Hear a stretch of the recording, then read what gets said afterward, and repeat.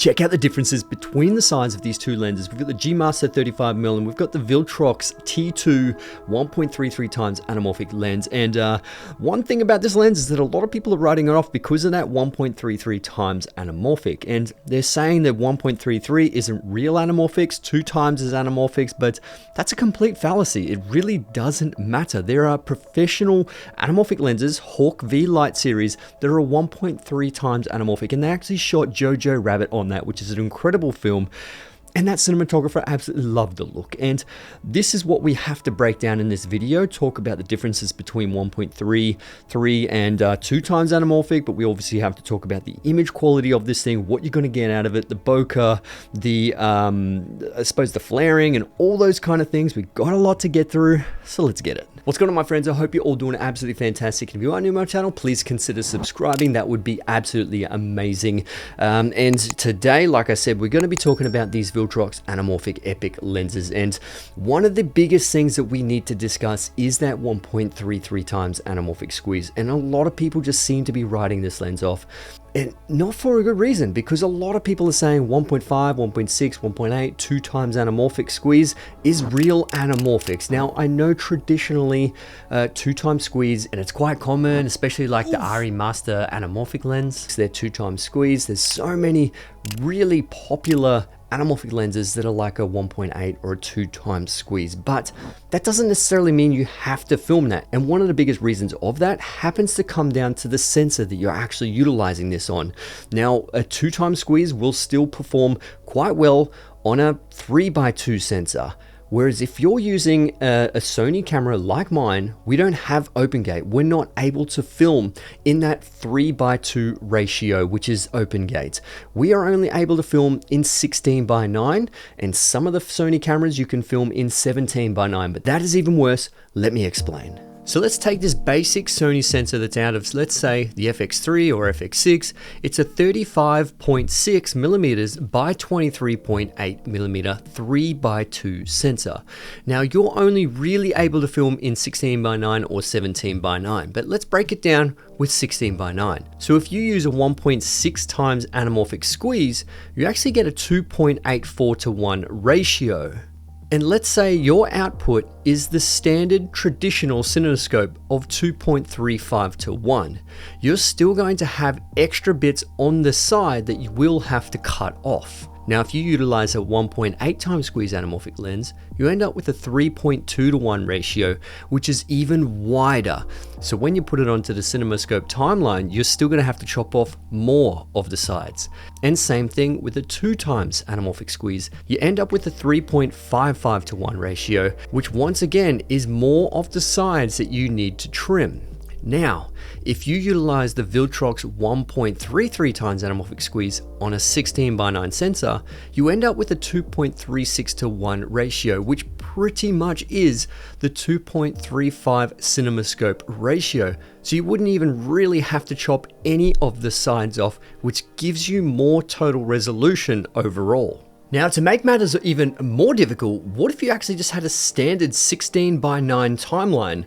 Well, things are going to be worse because you're going to actually cut off far more on the left and right hand side, and this is where you're going to need a higher resolution camera like a 6K camera or 8K camera, 12K, Ursa camera.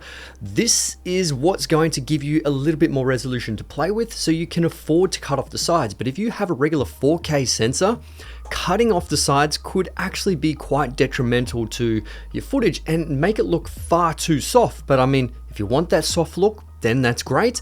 But if you don't want that soft look, this is what you have to consider. So this is a massive pro to a 1.33 times anamorphic lens.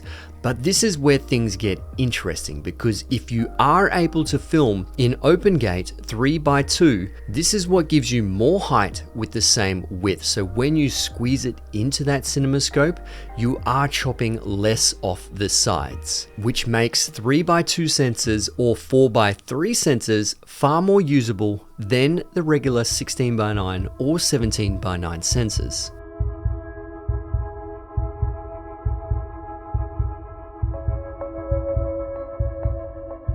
So now that we got the squeeze factor out of the way, we have to talk about the one thing that is completely subjective, and that comes down to the image quality. But there are certain aspects where anamorphic lenses will give you oval shaped bokeh, especially with the 1.8 and 2 times anamorphic squeeze. You're going to get really oval shaped bokeh, but as you can see, this is a 1.33 times squeeze on a 16:9 sensor, and look at that. The bokeh is oval shaped. Incredible. And that's what a lot of people don't actually realize about this lens series, is that they think, oh, it's a 1.33 times anamorphic, it's not going to have the anamorphic qualities that I want, that's the same as like a 2 times or a 1.8 times. But you have a look at that, it looks incredible. It's really oval shaped. If anything, there's some cat eye in there, and I know a lot of the RE signature primes actually have cat eye shaped bokeh.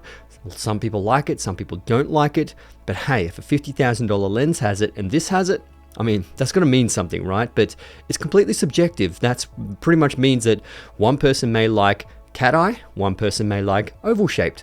So it really depends, but this is the qualities that you actually get out of the 75mm. This is at T2.0. We'll switch it over to the 50mm T2.0, and we'll bring it in closer so we can kind of have a very similar framing, which will allow us to have very similar depth of fields and hopefully this kind of shaped bokeh. So let's get it. So this is the 50mm at T2.0. I did move it closer so we could have a little bit more depth of field, and you can actually see with the bokeh quality in terms of the shape of the bokeh, very similar to the one before, and like I said, very similar to a 2 times anamorphic squeeze, which is amazing. And if this is what you're after and you have a 16:9 or a 17:9 sensor, it is a no-brainer that you're going to be using this, because you're going to be using so much more of your footage and not cutting off so much of the sides. But let's switch it over to the 35mm and obviously bring it a little bit closer, see what it looks like. Okay, so this is the 35mm at T2.0, and now I can't move any closer because I'm pretty much at minimum focusing distance. But the 35mm is very interesting because it adds so much more distortion to the image. Now, I know a lot of people don't like pincushion distortion, essentially when the image bends in on itself in the shot. And I know a lot of people are saying that they hate it, but I've seen so many Hollywood films with this exact pincushion distortion. It really comes down to what you prefer. And if you don't like it, you can easily fix this in post, but it is subjective. Don't say that it has a flaw because it has pincushion distortion. It really comes down to the individual and what you actually prefer. These are qualities that some cinematographers and DPs actually like. They see the imperfections and kind of think that they're perfect because they are so imperfect. But when it comes to that bokeh quality, you can see once again, 1.33 times squeeze, we've got oval shaped bokeh, which is just incredible for a 1.33 times squeeze. But we have to talk about the minimum focusing distance, and that is one thing that's plagued anamorphic lenses from the beginning of time, because anamorphic lenses generally can't focus too close in comparison to spherical lenses of their same focal length. Now, you would have to generally put diopters on the front, which essentially is just like a magnifying glass on the front, which is perfectly fine. It allows you to get so much closer, but I don't see this as a con whatsoever. You just have to be aware of that, because this is across the board. All anamorphic lenses have not as close minimum focusing distance, and you just have to be aware of that. But I think the one difficult thing with this one is that the front filter thread is so big, but the 75mm does not have a front filter thread. The 35 and the 50 do. So you would kind of have to find some that has a clamp-on matte box attachment. It's going to be very difficult. So that, I would say, could potentially be a con. If you want to try and screw filters on, that might be a bit of an issue.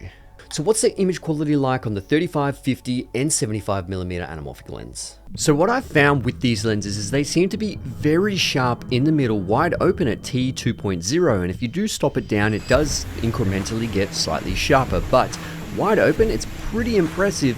And even when it comes to the corners, it seems to be relatively sharp in the corners as well. And this is across all 3 lenses. So they are technically quite sharp, but still have really nice character to the lenses. And personally, when it comes to sharp anamorphic lenses, this helps with manual focusing because your focus peaking will actually be a little bit more accurate. I have found with softer lenses, focus peaking isn't as accurate and it's very hard to get it in focus. So I'm happy with the performance of these lenses.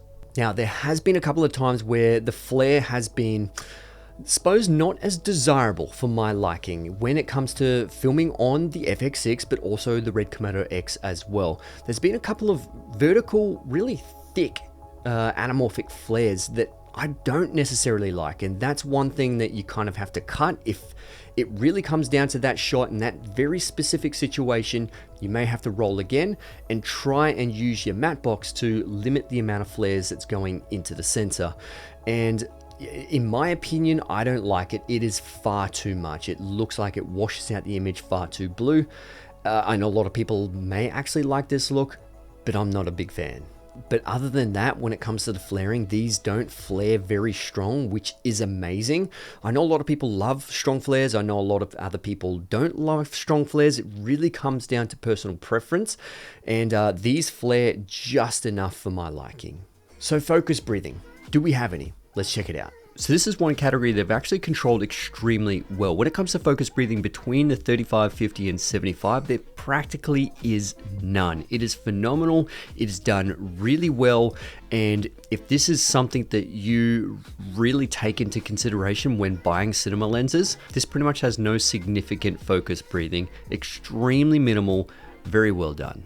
Now, one of the biggest pros that I love about these ones is that this front diameter right here is 95 millimeters, and that allows me to clamp on matte boxes, which is fantastic because the matte boxes that I utilize, they are clamp on matte boxes. And for me personally, it just comes down to speed, especially if I do change out the lenses. All I have to do is unscrew the clamp on matte box, change the lens, screw the clamp on matte box straight on, and it's so much faster. Now they do actually offer screw holes at the bottom so you can utilize a lens support on there, and I do recommend using a lens support because they are actually quite heavy and you don't want to be damaging the mount. Now with most cinema cameras, you probably won't damage the PL mount because PL mount is stupidly strong. It is incredibly strong, but if you are adapting that PL mount to Sony E or Canon RF, then that Canon RF or Sony E may actually start feeling that stress after a while, so make sure you use that lens support. So look, overall, there's no denying that these lenses are phenomenal. They're built incredibly well. I love the image quality that comes out of it. Flare's great. The focus breathing is pretty much non-existent. I think these lenses are amazing, but obviously they're $2,800 US, so they are very pricey. But when it comes to full frame and when it comes to just the image quality you're getting out of it, I think they're phenomenal. They're obviously not for the low-end cinematographer or videographer. They're for the mid-end, high-end cinematographers, potentially even feature-length films because of the size and just the versatility that they have with the PL mount. So I love them. They're great. I believe they're worth $2,800 US, yes. But obviously, like I said, for the low end, you probably have some other options that you could actually go for. But yeah, other than that, guys, thanks for watching. And yeah, I'll see you guys in the next one. Let's get it.